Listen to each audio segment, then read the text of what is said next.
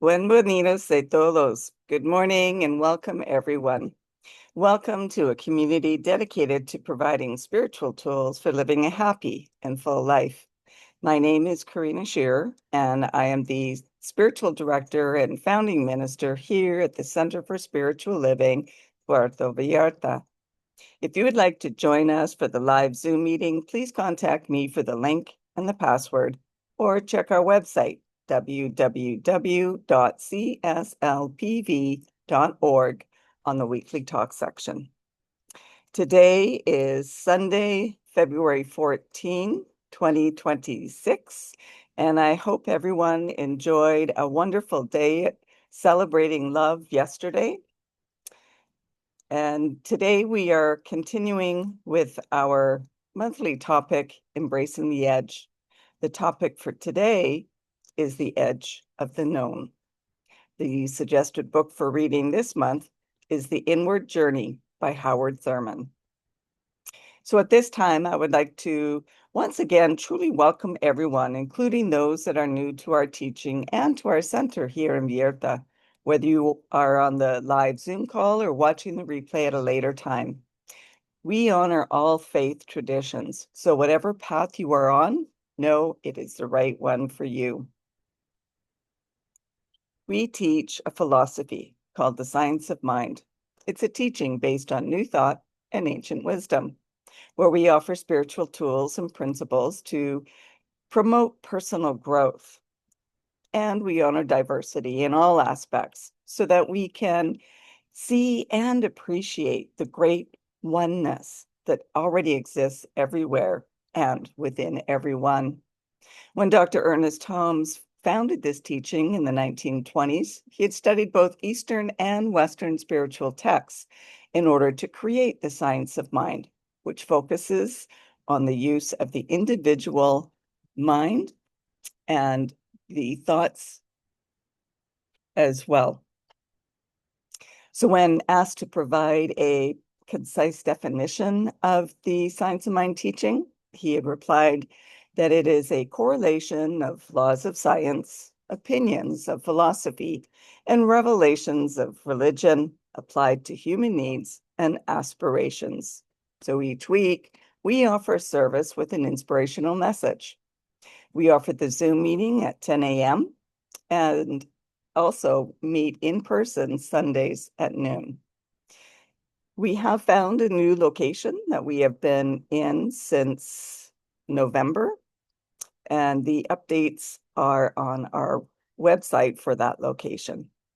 And after service, whether you are with us on the Zoom or in person, please join us afterward for some great conversation with like-minded people. And now let's review our purpose, vision, and mission statements. We have a grand purpose here each week, and that is to awaken and celebrate diversity and to love and serve our community. We do this by means of our vision, creating the life you desire. And this is supported by our mission to provide spiritual tools for personal growth and transformation. And more on all of these can be found on their own page on our website. So please feel free to check that out for more information. And now, as we have been continuing reading from the Creative Thought magazine, today I will be reading from February 15th, 2014. As you know, spiritual mind treatment is always done in the first person. So I invite you to gently close your eyes and take these words as your own, if you so choose. God is all there is, creative power, omniscient energy, infinite wisdom, divine love operating through divine law. I am God's beloved and personalized expression. I co-create my life with divine love. As I recognize my oneness with divine love, I turn within and listen to the guidance of my God self. It is from this connection that I choose wisely the greater good I desire to experience in all areas of my life. I name and claim that I am healthy in my body, mind, and emotions. I am the embodiment of pure love, attracting loving and supportive companions. I'm receiving my divine inheritance in the form of increased money. I am expressing my God-given talents and skills successfully. I gratefully accept the law responds to my claims right here and now. I give myself permission to eliminate all negative beliefs, self-doubt, and fear because I believe that perfect love casts out all fear from my consciousness.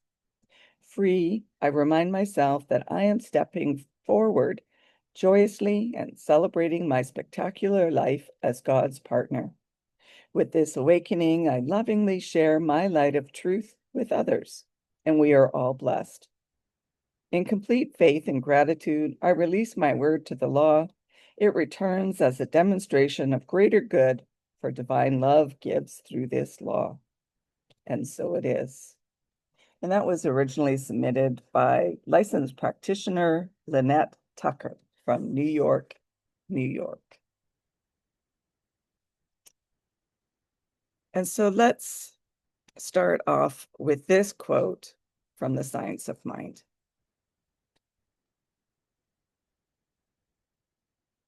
There is no place we must go for the silence. There is no particular posture we must assume. There is no formula we must repeat. We enter this inner tabernacle by whatever route we may.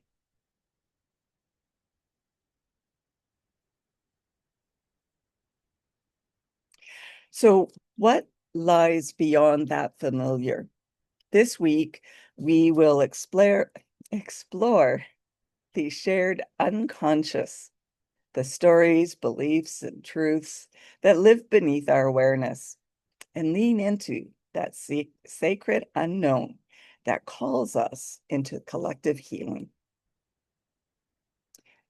In The Inward Journey, Howard Thurman wrote, "We do not know each other yet. We have not dared to be silent together. What a priceless possession is the gift of speech. To be able to make sounds convey specific meanings and deliberate notions, to be able to put at the disposal of another the feelings that nestle within the inner life, to be able to reveal oneself in symbols which make clear and do not betray. This is the miracle and the gift of the spoken word. It is with the word that one becomes human and thus makes possible the circles of relationships which make fast one's sense of self.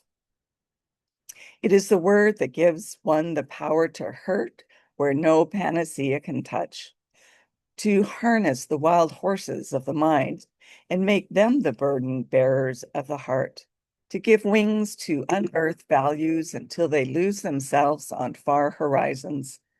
It is a word that can create or destroy, splinter or make whole, redeem or damn. It is a small wonder that humans tend to worship the sound of their own voice and give to it an authority greater than anything that remains when all words have been said. If they can put together the words of conveyance, then they think that communication has fulfilled itself. Silence is not trusted. It is subversive. It must be hidden. Fear of silence is the offering which we place upon the altar of words. This is in part due to the richness of the experience of speech, and we do not wish to let it escape from us, lest we transcend once again into the vast empty region where there are no words, where there is no speech. It is important to remember that it is out of this silence that all sounds come. It is in the stillness that the word is fashioned for the meaning it conveys. Here, the sound without sounds can be most clearly heard, and meanings out of which all values come can be plumbed. Thus, Mea Torlik writes, "If it be indeed your desire to give yourself over to another, be silent. Some there or that have no silence, and that kill the silence around them. And these are the only creatures that pass through life unperceived. To let them in is not given to cross the zone of revelation, the great zone of firm and faithful light. We cannot conceive what sort of person is one who has never been silent. It is to us as though their soul were featureless. We do not know each other yet. We have not yet dared to be silent together. And in the Sermon by the Sea, Ernest Holmes said, "Find 1,000 people who know that and use it, and the world will no longer be famished." How important is it that each one of us, in our own simple way, shall live from God to God, with God, in God, and to each other? That is why we are here, and we are taking back with us, I trust, a vision and an inspiration, something beyond a hope and a longing, that the living Spirit shall, through us, walk anew into its own creation, and a new glory come with a new dawn. The edge of the the edge of the known is the threshold between what we understand and what remains mystery. It is in that space that transformation begins. Howard Thurman reminds us that we often hide in words, filling the air to avoid the stillness that might reveal something deeper. Yet Science of Mind teaches that spirit is always speaking, and often spirit's closest voice comes in silence. Holmes's vision of 1,000 awakened people changing the world begins not just with action, but with listening. Listening for the sound without sound. That calls us back to the source. This week, let's explore the collective edge of our knowing, to step into the shared silence where something larger can emerge. When we dare to be silent together, we move past the noise of old stories and touch the greater wholeness of the one mind. This is another quote from The Science of Mind. We are on the path of experience, just walking into the real fact of our true being. As we awake, we find we are surrounded by many false conditions, but there is something within which remembers the real state.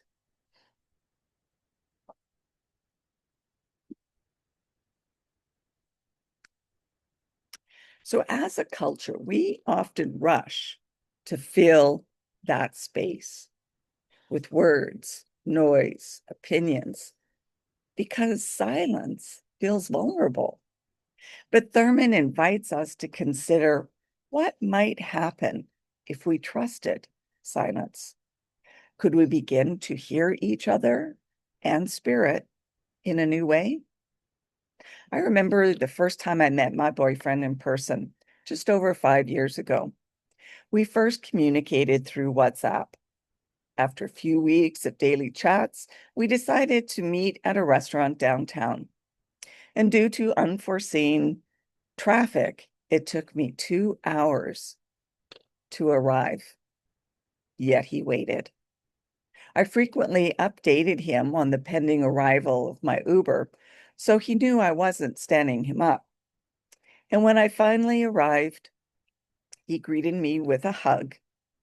But it wasn't until we spoke that it was clear that I didn't speak Spanish and he didn't speak English.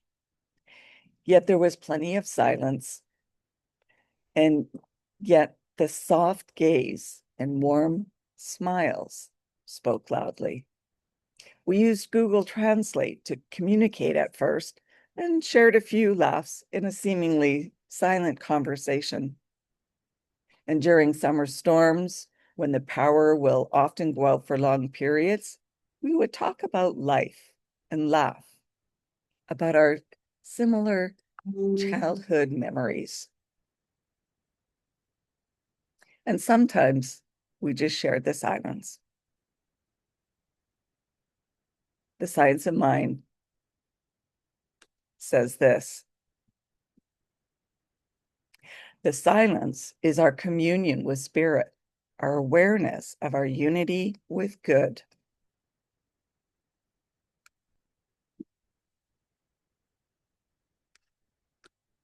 So Ernest Holmes' dream of 1,000 people who would live from God to God begins with inner listening. The edge of the known is not just an individual frontier, it's a collective one. When we step into shared silence, we create a field where divine ideas can surface. One of our practices is visioning. A question is asked, and we sit in the silence, waiting for divine ideas. Silent meditation is another tool used to sit in the silence and listen to our own breath and heartbeat, listening to the divine. Holmes wrote this: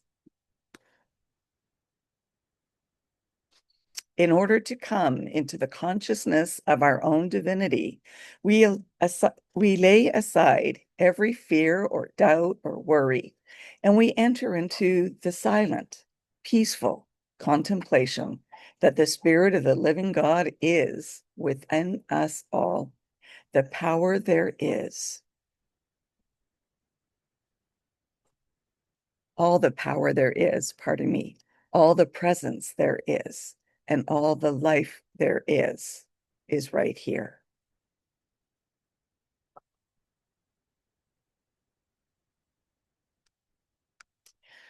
So here's a little story for today. Once a farmer lost his precious watch while working in his barn.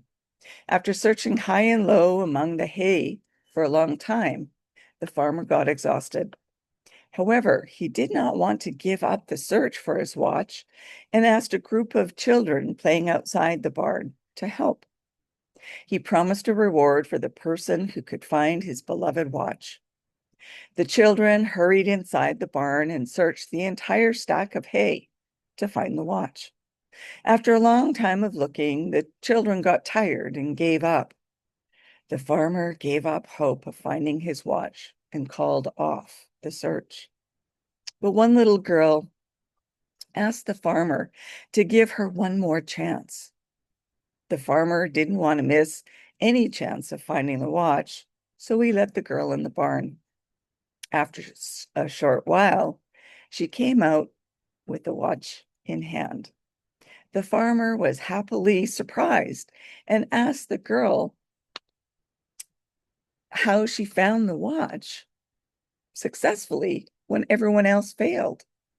The girl replied, I sat quietly, listening for the ticking of the watch. In silence, I was led to the sound. So silence is not the absence of communication. It's the birthplace of it. At the edge of the known, words fall away, and we find a shared ground of being. What would it mean for us as a community to dare to be silent together, to let meaning arise from that deeper well? Silence becomes the field in which everyone belongs. We listen beneath the surface to intuition, to collective wisdom, to what wants to emerge rather than what we want to assert. As a community, daring to sit in silence together builds spiritual maturity. It says, we trust that something greater than our individual voices can move through us. Words become more intentional. Words carry more weight, not because they are loud, but because they rise from depth. You may find that silence doesn't empty a room, it fills it. This is a quote from Ralph Waldo Emerson. In silence, we must wrap much of our life because it is too fine for speech.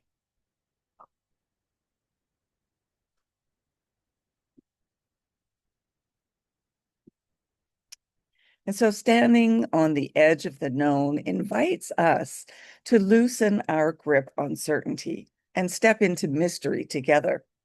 Howard Thurman's words remind us that silence is not empty. It is where all true words are born.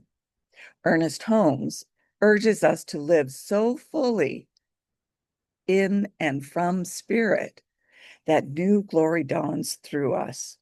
So this week, we remember that the collective edge is not a boundary, but a shared doorway, an invitation to listen, to trust, and to discover together what spirit is whispering into being. So this week, practice listening for the unknown. Reflect on moments where silence taught you something words could not. Spend a few minutes each day in shared silence with someone you trust or even with nature itself, and ask yourself, what wisdom awaits for me beyond the edges of what I already know? And I'll leave you with this final quote.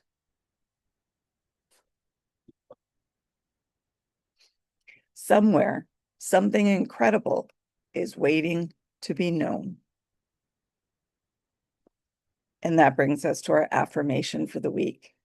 I trust the mystery beyond what I can explain.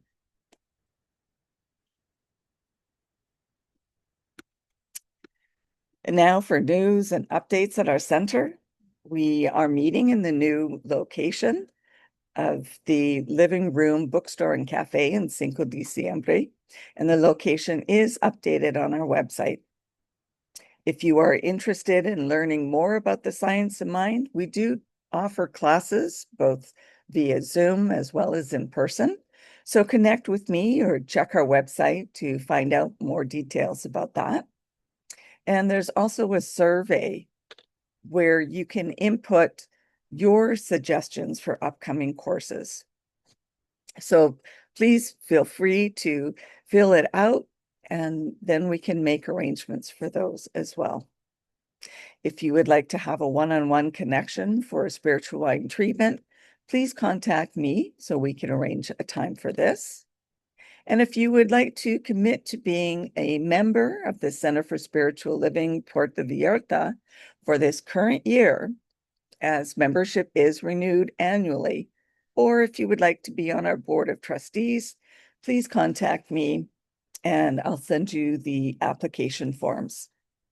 I'd also like to remind you to like, comment, and subscribe to our YouTube channel and Facebook page. And let me know if you would like to receive our weekly post on Substack. And more details on our upcoming annual general meeting will be announced shortly. I believe it's coming up in April. And so now is our time for mindful giving and financial support of our spiritual home.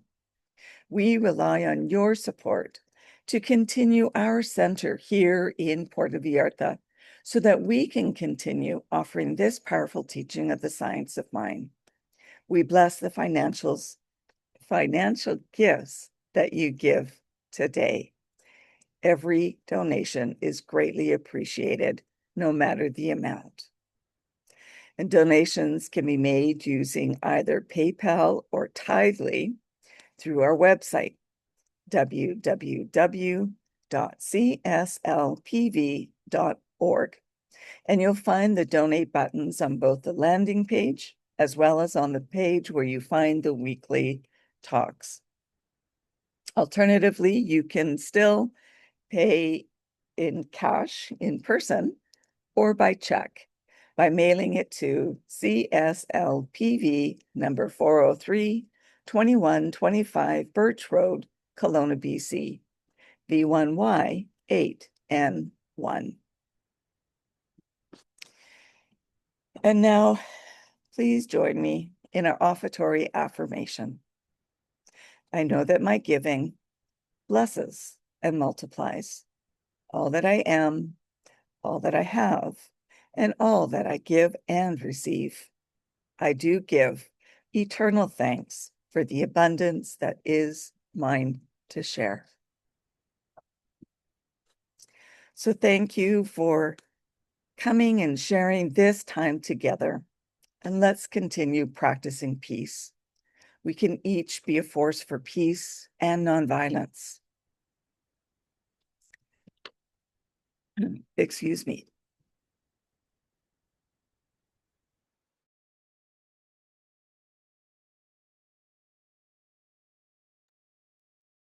Pardon me. Our words and our actions can create ripples of peace all around us and beyond us. Peaceful living includes acting with compassion, kindness, and consideration. And it includes standing up for justice and standing against injustice. Today, more than ever, we need to stand for peace. Hug your friends, your neighbors, your loved ones. May peace and love be with you. Blessings to all. Namaste.